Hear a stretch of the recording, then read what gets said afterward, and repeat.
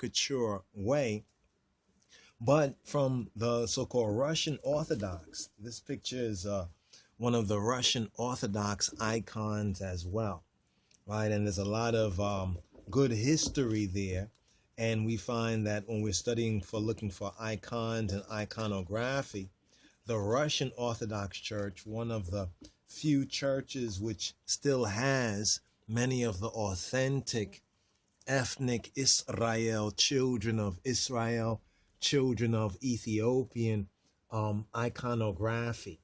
And so we would highly recommend, since this is the theme, right, for the season, it's the reason for the season that we are presently in, speaking of the Last Supper, the Lord's Supper, right, I Sovereign's evening meal, his last evening meal, which actually took place not the Erev Pesach, but according to our study of this, the eve before the even.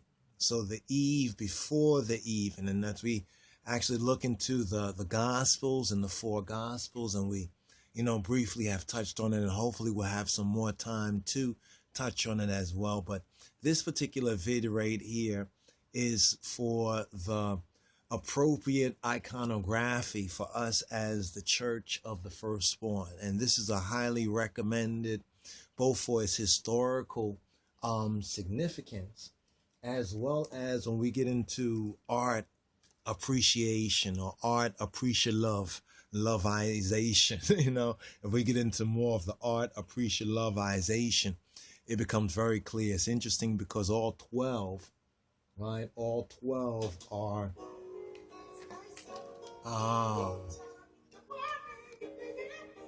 12 are pictured here, right? Including Judas Ascrotawi. You see him right here. And it's kind of interesting because, he's shown right here to identify him with that bag of money, no doubt. So we see there are 3 here. There's 6 here, 3 and 3, right?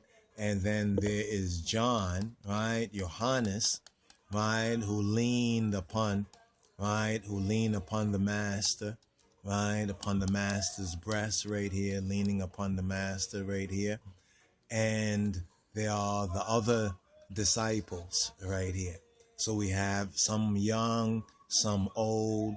See how they have their locks, some of them the afro locks, and the master right here in the midst, the table, right, and the cup, the table, the Shulchan Aruch, right, the Shulchan Aruch, the prepared table.